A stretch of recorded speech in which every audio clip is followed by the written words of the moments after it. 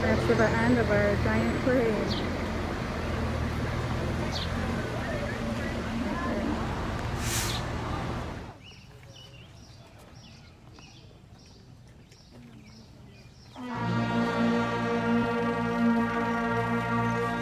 They play this for the competition.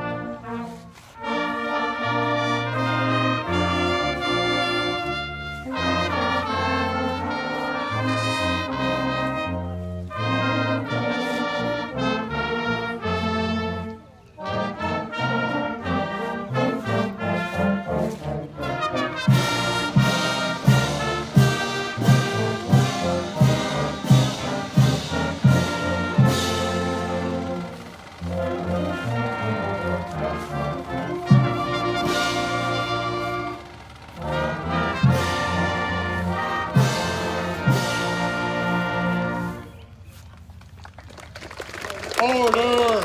Arms!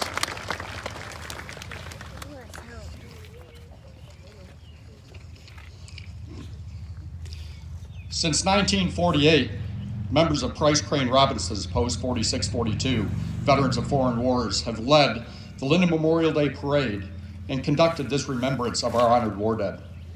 In name, spirit, and service to community, our post is dedicated to the memories of 4 Linden residents, young men who sacrificed their lives in service to citizens of the world and the United States of America during World War II. Robert C. Price was lost in France in August 1944. Chester L. Crane, Philippines, November 5th, 1944. Leo Robinson, Luxembourg, February 10th, 1945. And Howard L. Robinson, Saipan, August 27th, 1945. They were 4 of the reported 407,300 American servicemen and women to lose their lives in that horrible conflict.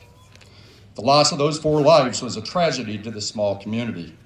In the scope of global conflict, they were part of the statistic of over 80 million military and civilian deaths from that war. 10 days from now, leaders of our world will gather in France to pay tribute to the 75th anniversary of one of the greatest military endeavors of all time. D-Day, the invasion of Nazi-controlled Europe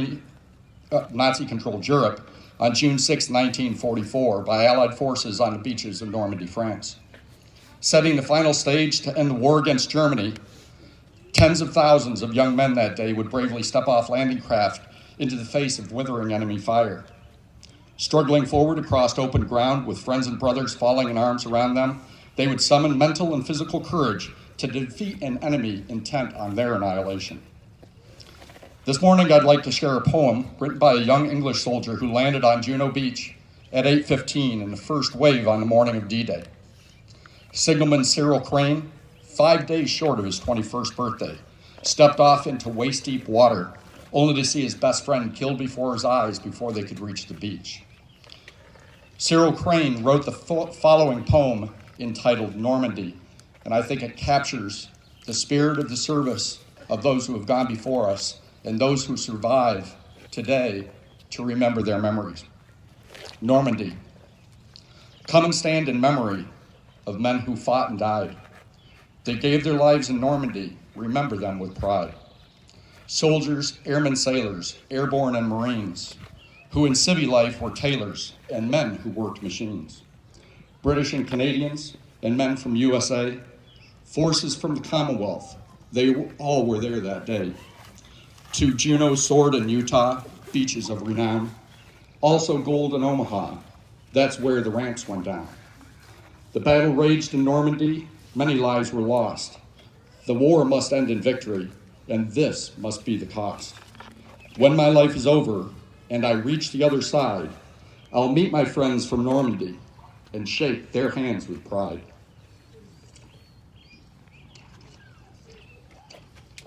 On this day, forever consecrated to our heroic dead, we are assembled once again to express sincere reverence. This monument represents the resting places of many departed comrades who served in all wars. Wherever the body of a comrade lies, there is ground that is hallowed.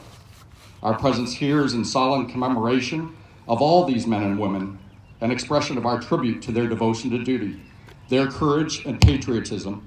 By their services on land, on sea, and in the air, they have made us their debtors. For the flag of our nation still flies over a land of free people.